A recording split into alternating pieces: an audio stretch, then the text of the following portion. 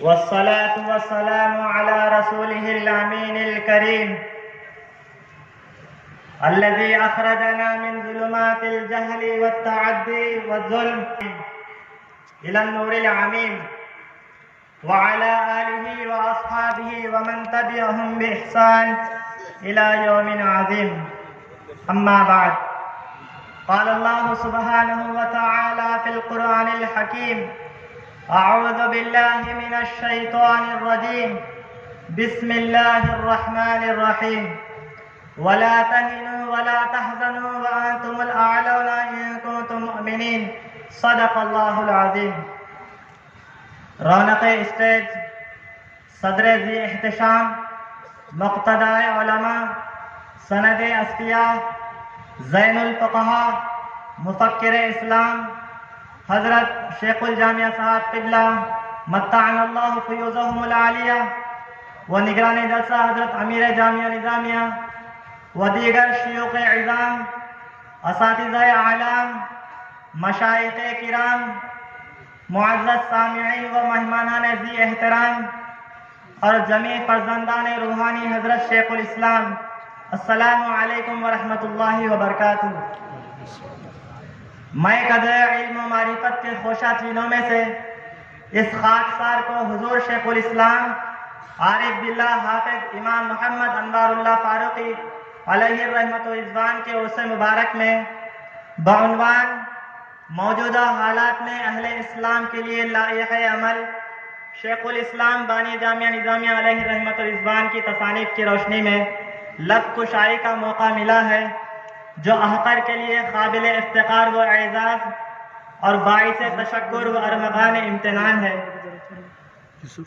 عزیزان محترم، برق رفتار ترقی کے اس پرآشوب دور میں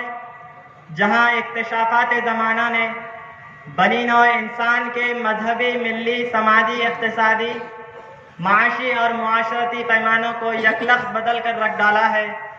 وہیں پر انقلاب دہر کی روش نے حق و باطل کی باہمی رسہ کشی کی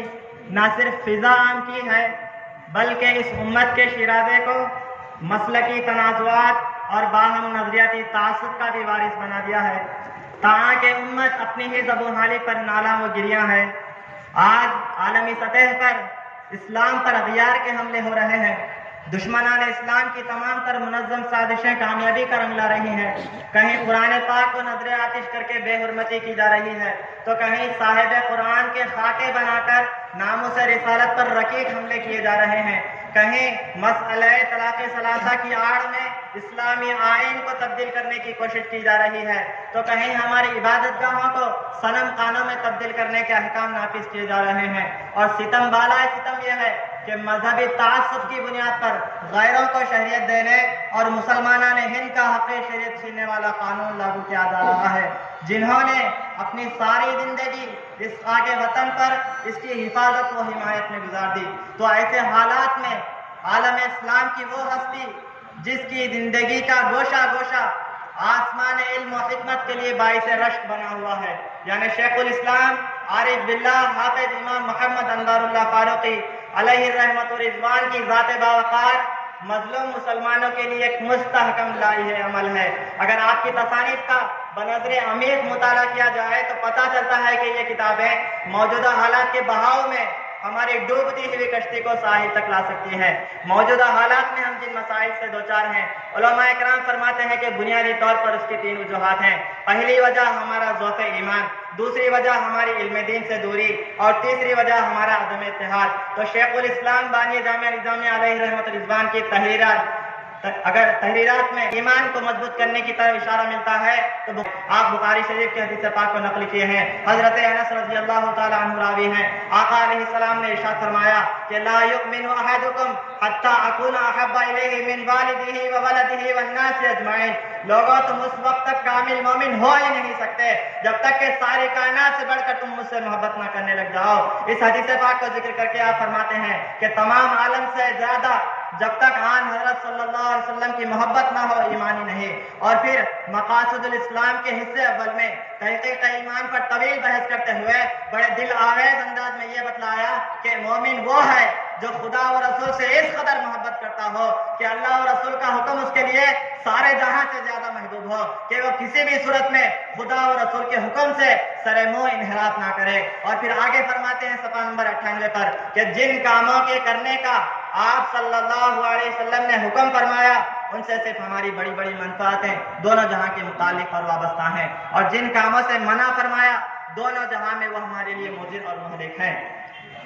عزیزان ملت اسلامیہ، شیخ الاسلام بانی جامعہ نظامیہ علیہ رحمۃ الرضوان نے بخاری شریف کی اس حدیث کی روشنی میں ایمان پر گفتگو کرتے ہوئے امت کو بتلایا کہ اے میرے مصطفیٰ کی امت، حالات کتنے ہی ناسازگار کیوں نہ ہو، تم دامن ایمان کو مضبوطی سے تھامے رکھو، اور ایمان اس وقت تک مضبوط نہیں ہو سکتا جب تک کہ تم اپنے دلوں میں محبت خدا اور رسول کو نہ بسا لیں، اور محبت اس وقت تک نہیں بس سکتی جب تک کہ تم فرامین خدا اور رسول کے سامنے سر تسلیم خم نہ کر لیں۔ لیکن عزیزان ملت اسلامیہ، ہمارا یہ حال ہے کہ ہم مخلوق میں گم ہو کر خالق کو بھول گئے ہیں، رزق کی تلاش میں رزاق سے غافل ہو گئے ہیں، کلام الہی کو زینت طاق بنائے رکھا ہے، کلام مصطفیٰ علیہ السلام کو صرف ممبر و محراب تک محدود کر دیا ہے، اور سیرت طیبہ جس میں فلاح دارین ہے معمول زیست بنانے کے بجائے اپنی ساری وضاحت اغیار کے مشابہ کر چکے ہیں۔ علامہ اقبال نے کیا حصت کہا ہے کہ وضع میں تم ہو نصارہ تو تمدن میں ہنود، یہ مسلمان ہیں جنہیں دیکھ کے شرمائے یہود۔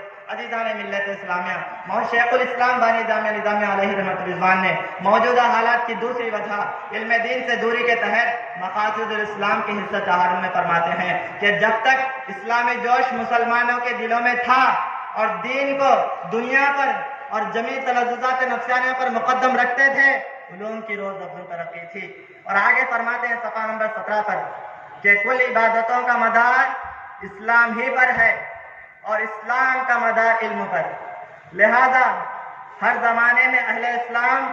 علم کی تحصیل اور اس کو باقی رکھنے کا اہتمام سب عبادتوں سے زیادہ کریں۔ عزیزان ملت اسلامیہ، شیخ الاسلام بانی جامعہ نظامیہ علیہ رحمۃ الرضوان نے حصول علم کو ترقی کا ذریعہ بتایا۔ آج کے ماڈرن دور میں ہر کوئی دنیاوی جاہ و مرتبے کا طلبگار ہے، مگر علوم دنیا کی تعلیم سے سر منہ انحراف کرتا ہے، اسی علوم کی تعلیم کے لیے ہر قسم کی مشقتیں برداشت کرتا ہے، مگر شیخ الاسلام علیہ رحمہ نے بتایا کہ مذہبی پہچان ہی علم دین کے حصول سے ہے، اور یہی مقصد تخلیق جن و انس ہے۔ شاعر مشرق کے مصروں نے بھی کچھ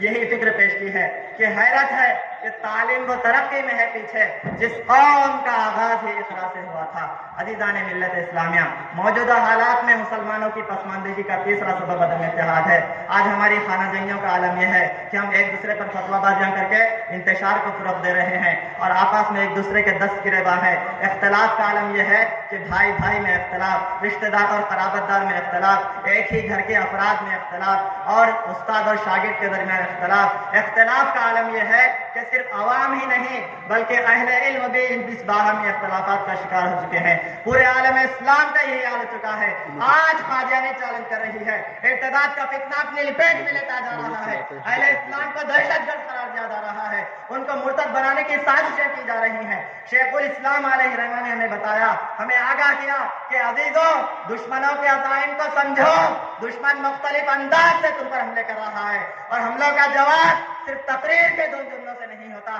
عملی کام سے ہو سکتا ہے۔ شیخ الاسلام علیہ رحمہ نے ہمیں عملی نمونے کی رہنمائی فرمائی ہے۔ اٹھائیے حقیقت الفقہ، آپ اس کے آخر میں رہنمایانہ انداز میں نصیحت فرماتے ہیں، جس کا ماحصل یہ ہے کہ دیکھو، اپنی تمام تر توجہات کو مبذول کرو تو اس امر کی طرف کرو کہ بنیادی طور پر اسلام کے دشمن کیا حملے کر رہے ہیں، ان کا سدباب کیسے کیا جائے۔ یہ فروعی اختلاف کو اساس بنا کر پوری توجہ اسی جانب مبذول ہوگی تو اغیار کو موقع ملے گا، اور مسلمانوں کو بے دین اور ملحد بنانے میں کامیاب ہوں گے، داہریہ اور مرتد بنانے میں کوئی کسر نہیں چھوڑیں گے۔ تو لہذا شیخ الاسلام علیہ رحمہ نے ہمیں بحیثیت مسلمان ایک پلیٹ فارم پر جمع ہونے کی دعوت دی ہے، اور ہمیں بتایا کہ دیکھو عزیزو، اتحاد کے بغیر کوئی قوم بھی ترقی کے منازل طے نہیں کر سکتی۔ الغرض عزیزان ملت اسلامیہ، شیخ الاسلام بانی جامعہ نظامیہ علیہ رحمۃ الرضوان کی تصانیف اور ان اقتباسات سے عصری حالات کے تناظر میں ہمیں جن اصول و ضوابط کی طرف رہنمائی ملتی ہے، موجودہ حالات میں ہمارے لیے جو لاہے عمل ملتا ہے،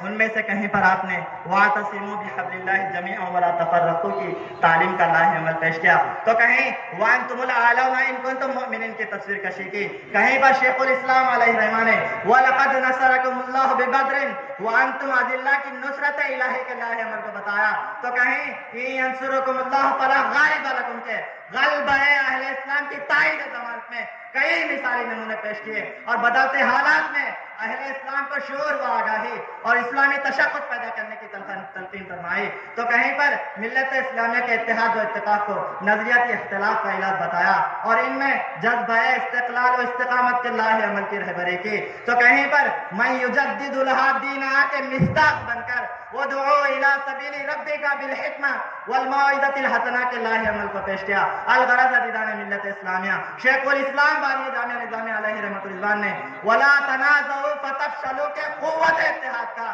ایک ایسا لاجواب لاہ عمل پیش کیا جس کی شاعر نے یہ منظر کشی کی کہ ایک ہو جائیں تو ہو سکتے ہیں مہر مبین، ورنہ ان بکھرے ہوئے تاروں سے کیا بات بنے. ہم کو بننا ہے نشان راہ مزید دوستوں. ہم اگر بھٹکے تو کتنے کارواں کھو جائیں گے. نئے عنصر آتے نہیں، چمن میں گل کھلانے کو یہی مٹی سنورتی ہے، یہی ذرے ابھرتے ہیں. وآخر دعوانا الحمدللہ رب العالمین.